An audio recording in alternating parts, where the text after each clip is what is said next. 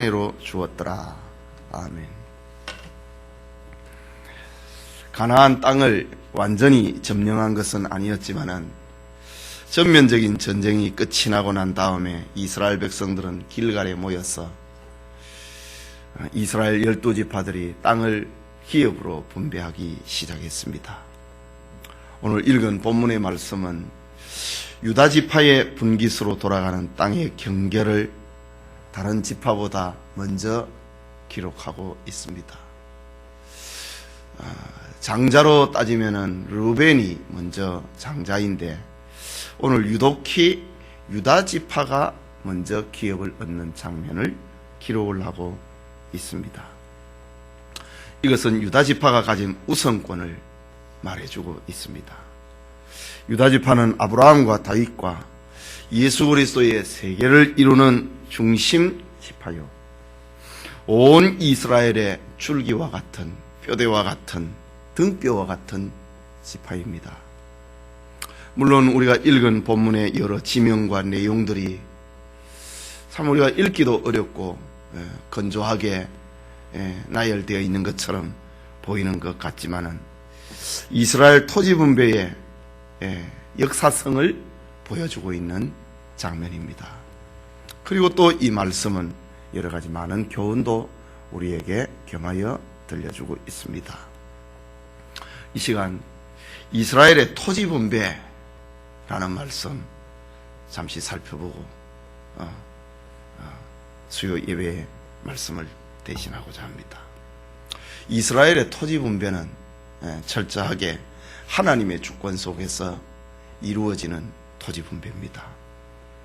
1절에 보면은 유다 자손의 지파가 그 가족대로 제비를 뽑은 땅의 극남단은 에돔 지경에 이르고 또 남으로 신 광야까지라.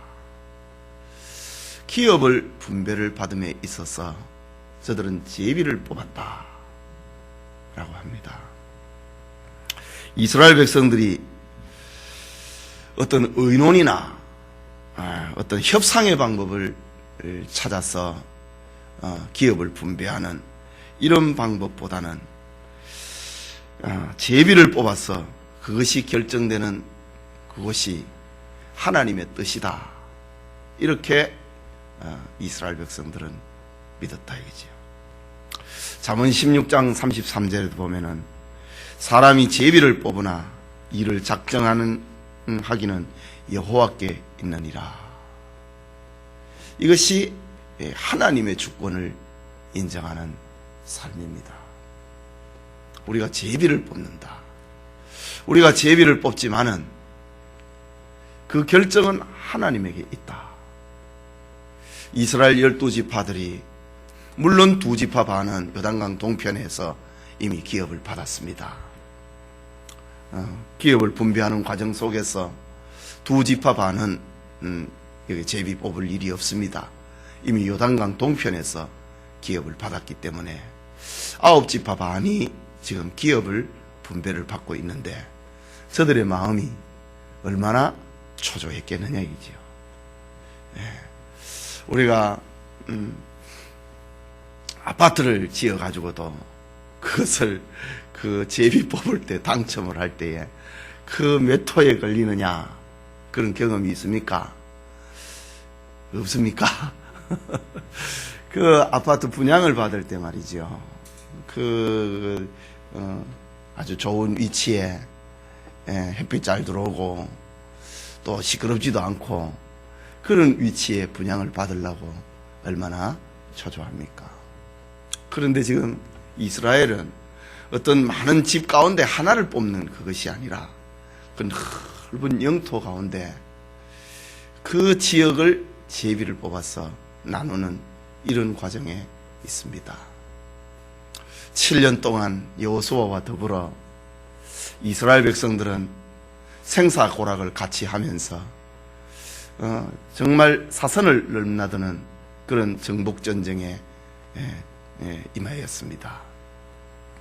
이제 큰 전쟁의 물줄기는 다 잡고 이제 나머지 잔적만 남겨도 있는 그런 상태에서 기업을 분배를 해서 그 기업 안에 있는 작은 이제 잔적은 지파별로 처리하기로 그렇게 결정을 합니다. 그 이스라엘 지역에서도 보면은 그 팔레스틴 지형에 보면은 좋은 땅이 있고 또 거친 땅도 있고 여러 유의 땅들이 이 네 종류의 이런 땅들이 있는데 이런 땅들을 기업을 일단 먼저 선을 꺼놓고 기업을 분배를 하면서 제비를 뽑았다. 어떤 인간의 합리적인 사고 가운데서 하기보다도 어떤 인간의 논리나 인간의 토론을 통하여서 그것을 얻어내려고 하기보다는 하나님 앞에 모든 것을 맡겼다. 하나님 주권 사상이 기업을 분배하는 속에서 하나님을 인정을 하고 하나님 우리가 제비를 뽑을 때에 그것은 하나님이 우리에게 주신 기업이다. 자자손손 대대토록 이 땅을 우리의 자손에게 물려주어야 될 땅이다. 이렇게 마음을 가지게 되는 겁니다.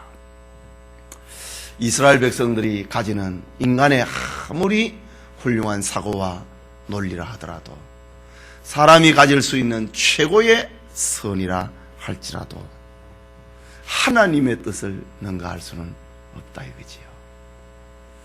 이게 만약 땅을 분배를 하는 과정 속에서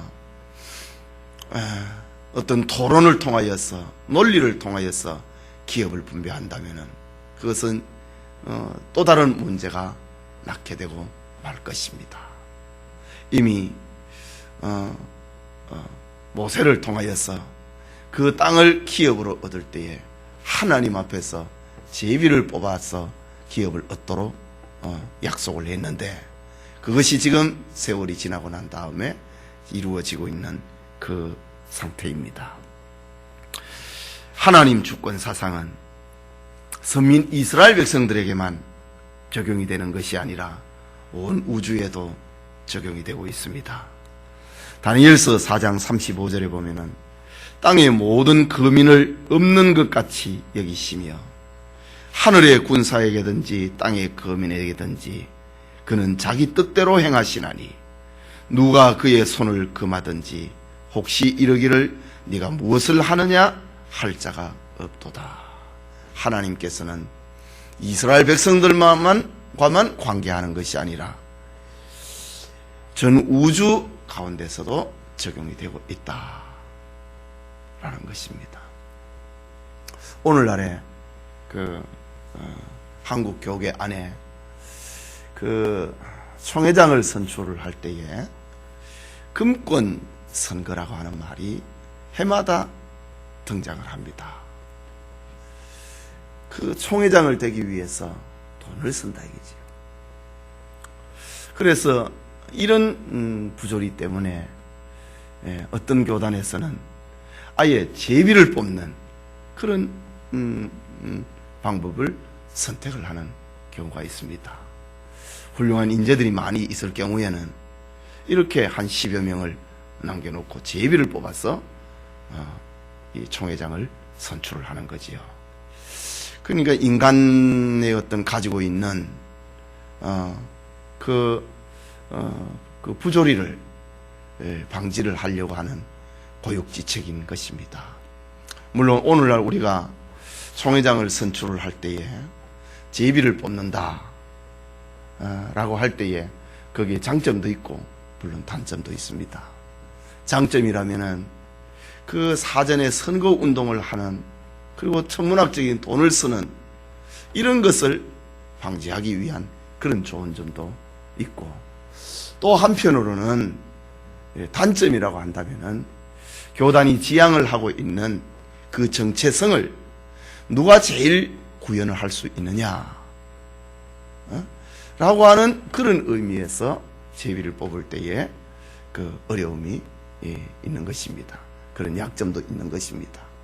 그러나 한국 교회 안에 얼마나 많은 이런 근권 타락 선거로 인하여서 교단의 어떤 정체성보다도 시비가 일어나는 것을 막기 위해서 어쩔 수 없이 취하는 그런 선거 풍토가 한국교회 안에도 있는 것입니다. 어쨌든 이스라엘 백성들이 제비를 뽑았다. 오늘 여기에 있는 가운데는 제비를 뽑았다. 기업을 분배를 하는 그런 과정에 있습니다. 하나님 앞에 모든 것을 맡긴다.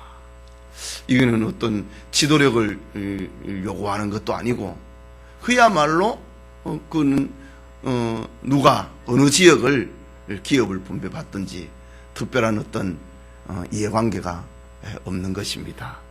이럴 때에 가장 합리적인 그런 방법이 제비를 뽑는 것이 아니었겠나 이렇게 생각이 됩니다.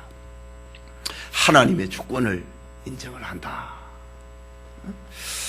어떤 인간의 시비를 가린다기 그거보다도 하나님 앞에 우리를 맡긴다. 이것이 더 우선하는 그런 것이기도 합니다. 우리 하나님의 주권 아래 있다. 이것은 우리의 생명 역시 마찬가지인 것입니다. 우리의 생명은 인간의 노력이나 천사가 우리를 지켜줌으로 유지되는 것이 아니고 죽음도 마귀가 우리에게서 빼앗아가는 것도 아니고 하나님의 주권은 생명과 사망에도 적용이 되고 은혜와 축복을 통하여서 우리의 전 인생 가운데 나타나는 것입니다. 그 하나님의 주권에 따라서 역사하는 예수 그리스도의 대속의 공로는 우리에게 확실한 은혜와 축복의 근거가 되고 우리 성도들을 보호하는 보장이 되는 것입니다. 예수님을 이 땅에 보내주셨다. 이것도 다 하나님의 주권입니다. 사람과의 의논을 통해서 도출해내는 방법이 아니고 하나님의 뜻에 의해서 우리를 구원하는 방법을 예수님을 이 땅에 보내시는 것이었지요. 출애굽기 33장 19절에 보면은 나는 은혜 줄 자에게 은혜를 주고 불쌍히 여길 자를 불쌍히 여기리라. 이 하나님에게 있다 이거죠. 하나님 편에서 은혜 줄 자에게 은혜 주고 불쌍히 여길 자에게는 불쌍히 여긴다 라고 합니다. 이스라엘 백성들이 제비를 뽑아서 땅을 분배받는 것은 이런 하나님의 주권에 대한 순종이었습니다. 그들은 기업을 분배받음에 있어서 하나님 앞에 그 하나님의 주권에 순종함으로 하나님 앞에 기업을 분배받는 과정 속에서 영광을 하나님 앞에 올려드리고 있는 그런 장면입니다. 계속해서 우리 본문에 보면은 유다지파가 기업을 분배를 받는데 유다지파의 경계에 대해서 사면 경계에 대해서 오늘 성경은 기록을 하고 있습니다. 유다지파의 기업은 다른 지파의 경우처럼 유다지파가 기업을 분배받고 난 다음에 또 유다지파 안에서 가문대로 가문이 여러 가문이 있을 거 아닙니까? 가문대로 제비를 뽑아서 기업을 분배하고 또 가문 가운데 또 세대별로 기업을 분배를 하는 그런 분배의 원리에 따라서 땅을 나누고 있습니다. 그런데 오늘 본문에 보면은 최남단은 2절과 3절에 보면은 그 남편 경계는 여매의 극단 곧 남양한 해만에서부터 아그라빔 비탈 남편으로 지나 시내 이르고 가데스 바네아 남편으로 올라가서 헤스론을 지나며 아달랴로 올라가 돌이켜 길가에 이르고 라고 합니다. 유다지파의 남쪽 경계에 대해서 이야기를 하면서 본문에 유독히 이스라엘 백성들의 눈에 들려오는 지명이 하나 있습니다. 그것은 가데스 바네아다. 가데스 바네아라고 하는 이스라엘 맨 남쪽에 있는 지명 이름입니다. 이 가데스 바네아라고 하는 곳이 어떤 곳입니까? 40년 전에 모세가 12명의 정탐꾼을 보냈던 장소가 거기였고 또 40일 동안을 땅을 탐지하고 난 다음에 백성들 앞에서 그 결과를 보고를 하였던 동네도 가데스 바네아라고 하는 곳이었습니다. 이곳 가데스 바네아는 가나안 전체 땅에 있어서 남쪽 관문과 같은 곳이고 과거에 불신앙의 흔적이 스려져 있는 그런 땅입니다. 40일 동안 땅을 탐지하고 난 다음에 그 12명의 정탐꾼 가운데 여호수아와 갈렙을 제외를 하고 10명의 정탐꾼들이 불신앙에 보고를 하고 그 결과로 말미암아 온 이스라엘 백성들이 가나안에 들어가지 못하고 40년 동안 광야에서 1세대들이 죽임을 당했던 그런 슬픈 역사가 쓰러져 있던 동네가 바로 가데스 바네아였습니다. 이스라엘 백성들에게 있어서 가데스 바네아, 특별히 유다인들에게, 유다 백성들에게 있어서 저들의 남쪽 경계가 가데스 바네아였다. 이것은 과거를 기억을 하고 항상 반성해야 되는 역사의 장소였습니다. 유다 백성들의 남쪽 경계인 가데스 바네아를 생각을 하면서 우리가 하나님 앞에 불순종함으로 말미암아 가나안 땅에 들어오는 것이 40년이나 지체가 되었고 가데스 바네아의 불신앙으로 인하여서 광야의 1세대들은 모조리 다 죽임을 당했다고 하는 그런 슬픔의 역사를 간직하고 있는 도시가 바로 유다지파의 남쪽 경계선이었다라는 겁니다. 불신앙하는 백성에게는 하나님께서 기업을 주시지 아니하시고 시련을 통하여서 그 기업을 받을 자격을 갖추게 만드는 그곳이 바로 가데스 바네아였습니다. 유다지파에게 주어진 이 남쪽 경계는 이런 깊은 의미가 있는 곳이었습니다. 특별히 이 다른 여러 지파들의 그 땅의 경계선에도 다 의미가 있지만은 제일 먼저 유다지파가 기업을 분배를 받았다. 그런데 유다지파가 제비를 뽑아서 얻은 그 지경의 맨 남쪽에는 가데스 바네아라고 하는 동네를 가지고 있었다. 지난 과거에 불순종의 역사를 늘 생각하게 만드는 유다지파에게 주신 하나님의 섭리였다. 하나님이 유다지파에게 이 땅을 기업으로 분배받게 했습니다. 서두에도 말씀드렸지만은 유다지파는 이스라엘에 있어서 가장 핵심되는 지파요. 아브라함과 다윗의 자손 그리고 예수 그리스도의 세계를 이루어 나가는 이스라엘의 척추와 같은 그런 지파였다 이거지요. 거기에서 장차 메시아 예수님이 탄생을 하고 다윗 왕국이 세워지게 되는 그런 지파가 유다지파입니다. 이런 유다지파에게 하나님께서는 이스라엘의 제일 남쪽 땅을 허락을 해서 늘 가데스 바네아를 생각나게 만들었다라는 것입니다. 교회 역사 가운데 정설은 아니었지만은 여리고성에 살고 있던 삭개오라고 하는 사람이 있었습니다. 누가복음 19장에 등장하고 있는 여리고성의 세리장 삭개오입니다. 그가 예수님을 보고 싶어 했지만은 키가 작고 사람이 많아 할 수 없어서 그는 뽕나무에 올라갔습니다. 예수님께서 그곳을 지나가시다가 삭개오가 나무 위에 올라가 있는 그 지점에서 예수님이 섰습니다. 그리고 고개를 들어서 삭개오를 쳐다보면서 예수님이 하시는 말씀, 삭개오야 속히 내려오라. 내가 오늘 네 집에 유하여야 하겠다. 예수님이 그렇게 말씀하셨습니다. 그때에 그 유대인들로부터 바리새인들과 서기관들로부터 죄인으로 정죄를 당하였던 삭개오가 처음 느껴보는 마음의 희열이었습니다. 삭개오는 너무 기뻤습니다. 신속하게 내려왔다고 했습니다.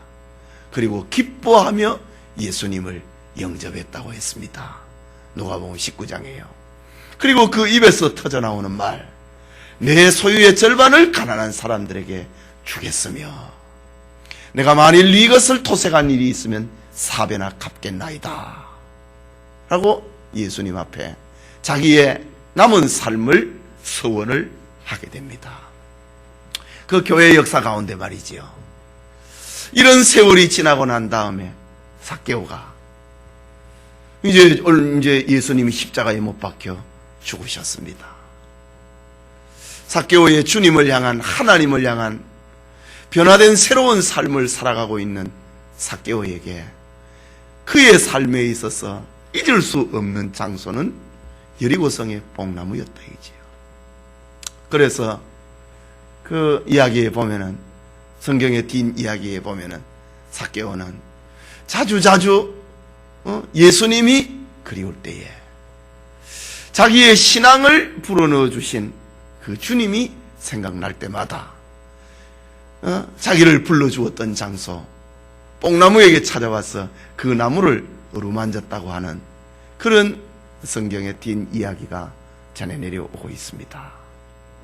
역사라고 하는 것은 그런 것입니다. 오늘 유다 백성에게 있어서 마찬가지입니다. 유다 지파에 있어서 저들의 남쪽 관문인 동네는 가데스 바네아라고 하는 도시였다. 유다 백성들, 유다 지파 사람들은 그 도시를 쳐다볼 때마다 불신앙의 결과가 어떤 것인가를 저들은 생각을 했다 이거죠. 그리고 지난 날을 반성을 하고 그들과 똑같은 죄에 빠지지 아니하기를 위해서 몸부림해야 했던 것입니다. 유다 지파에게, 이스라엘의 척추와 같은 유다 지파에게 하나님께서는 가데스 바네아의 국경선을 유다 지파에게 주었다. 이거는 결코 무의미한 우연이 아니라고 하는 사실입니다. 그리고 동편 경계는 계속해서 요단 끝에서부터 염해 곧 사해다 라고 했습니다. 그리고 북쪽 경계는 7절에 보면은 곧 아골골짜기에서부터 드비를 지나 북으로 올라가서 강 남편에 있는 아둠빔 비탈 맞은편 길갈로 향하고 나아가 엔 세메스의 물을 지나 엔 로겔에 이르며, 유다 지파의 북쪽 경계선은 그 아골골짜기라고 하는 것이 유다 지파의 북쪽 경계였다. 여러분, 아골골짜기가 어떤 곳입니까? 이스라엘 백성들이 가나안에 입성을 하고 난 다음에 처음 이스라엘 백성들이 정복을 했던 성읍이 여리고성이었습니다.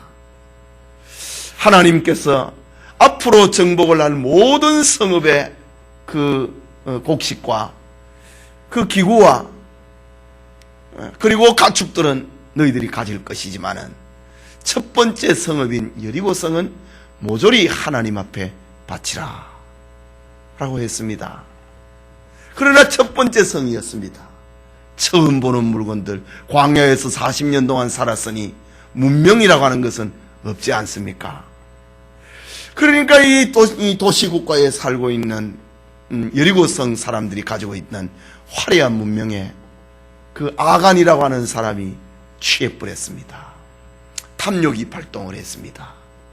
그리고 은금과 신할산 외투 한 벌, 그 신할산 외투 아주 명품이죠. 요즘 표현으로 하면은 그 외투 한 벌을 몰래 숨겼다. 그 결과로 인하여서 이스라엘 백성들이 아이성 전투에서 패전을 했고, 여호수아와 이스라엘 백성들이 울고 있을 때 하나님이 들려주었습니다. 너희가 범죄했다. 그것은 여리고성을 하나님 앞에 온전히 바치지 아니했다라는 것입니다. 그래서 그때도 역시 제비를 뽑아서 이것이 누구로 인하여서 일어난 일인가 제비를 뽑았는데 마지막에 걸린 사람이 아간이라고 하는 사람이었습니다. 그리고 그와 그 가족을 끌고 가서 아골 골짜기에 데려가서 돌로 때려쳐서 저들을 죽이고 돌 무더기를 만들어 놓았던 곳이 바로 아골 골짜기입니다. 참 유다 지파의 국경선은 정말 의미가 깊습니다. 남쪽에는 불신앙의 흔적이 있는 가데스 바네아가 남쪽의 경계라면은 북쪽의 경계는 탐욕의 무덤이 있는 곳이었습니다. 아골골짜기가 북쪽에 있는 유다지파의 경계였다. 욕심을 부리면은, 탐욕을 부리면은 하나님 앞에 죽는다. 이것이 유다지파의 남쪽과 북쪽의 경계선이었습니다. 그리고 동쪽에는 요단강이라고 했습니다. 서쪽에는 대해 곧 지중해라고 이야기를 했습니다.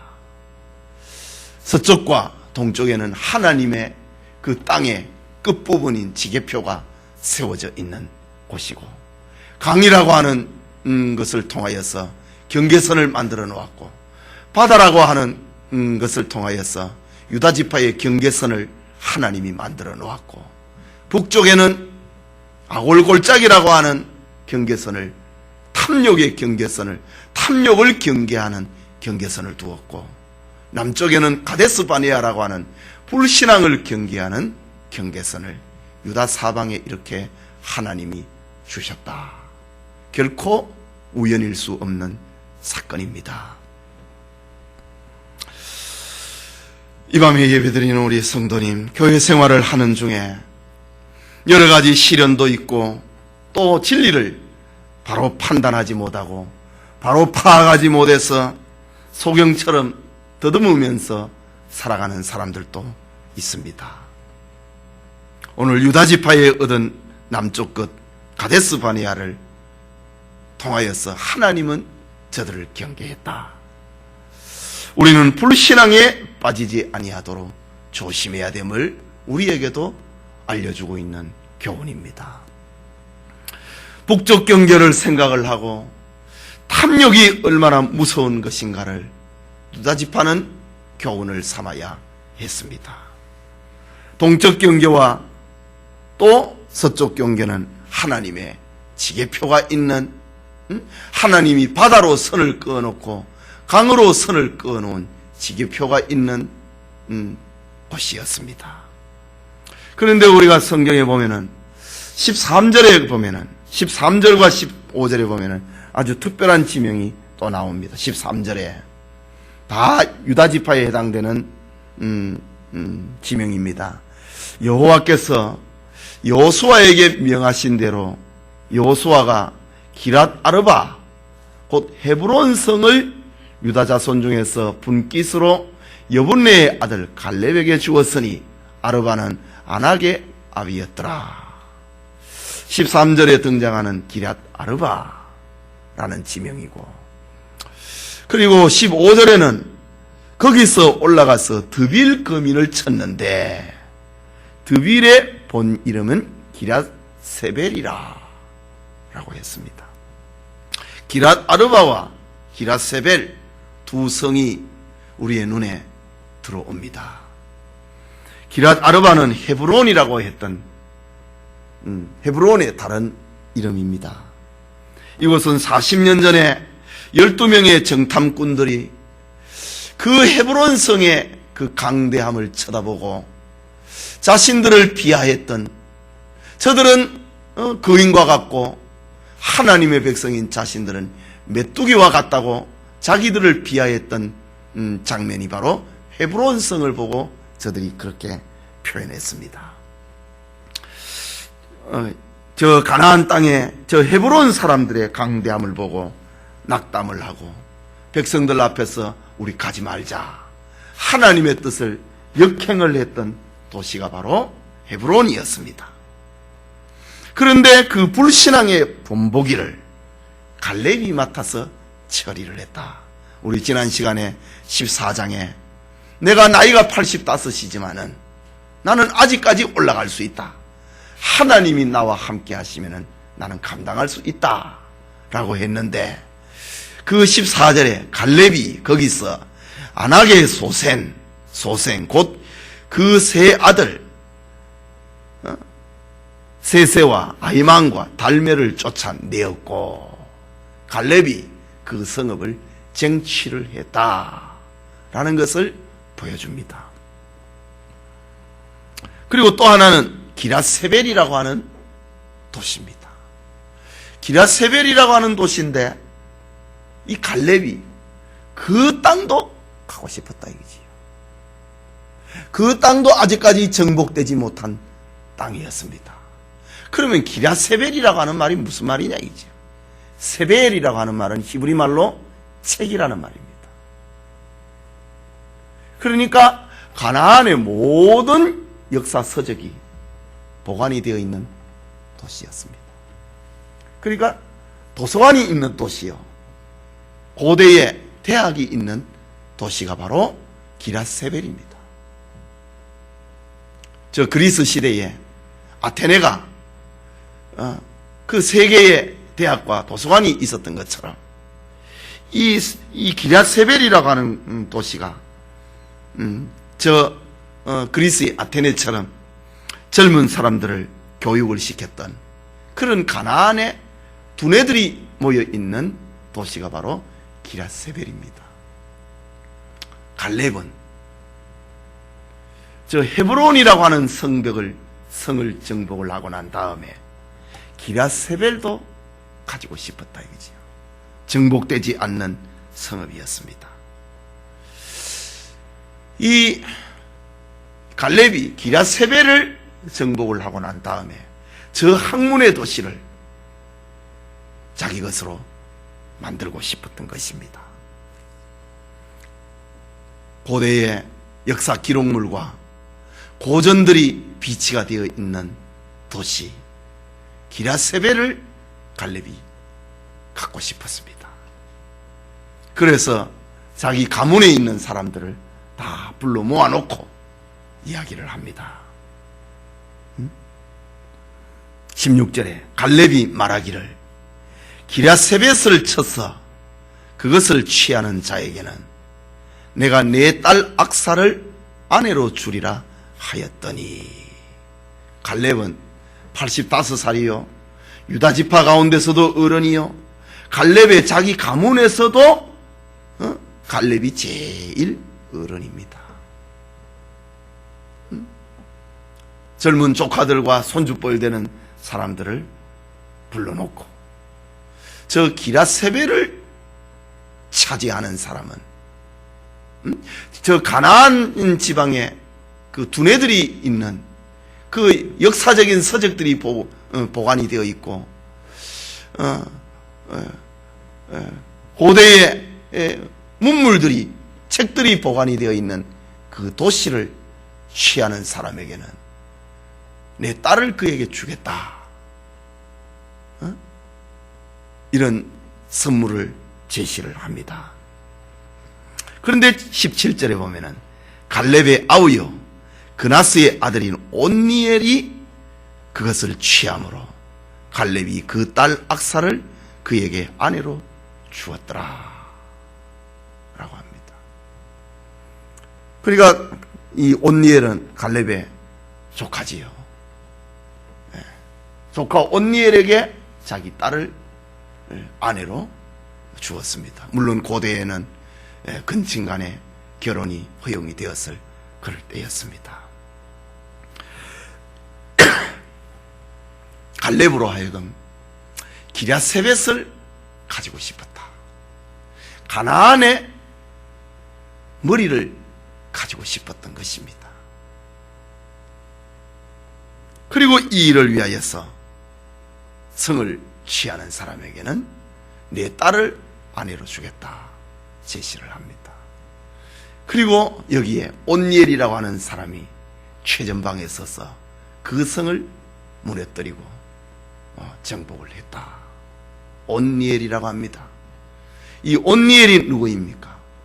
사사기에 등장을 가면은 제일 첫 번째로 이스라엘의 일대 사사가 바로 온니엘입니다. 이런 온니엘, 하나님을 향하여서 열심히 있었던 온니엘이 장차 이스라엘의 초대 사사가 되어서 이스라엘을 구원해내는 그런 역할을 감당을 하는 것입니다. 오늘 이렇게 유다지파의 기업을 분배를 하는 이런 장면을 통하여서 성경은 우리에게 교훈을 합니다. 우리 모두는 다 하나님의 주권 아래서 살고 있다. 우리의 삶과 환경을 우리는 교훈을 삼으면서 우리는 살아야 된다. 그 교훈은 불신앙의 결과가 어떤 것이고 탐욕의 결과가 어떤 것인가를 저 남북에서 가지고 있었던 유다지파처럼 우리도 살아가면서 성경이라고 하는 우리의 지게표가 있다 이거지요. 저 유다지파에게는 아골골짜기와 그리고 기랏 아르바라고 하는 그 경계선이 유다지파를 교훈을 했듯이 오늘의 신자들의 교훈을 하고 있는 것이 신구약 성경 66권이 우리의 경계선이 되어 있다 이거죠.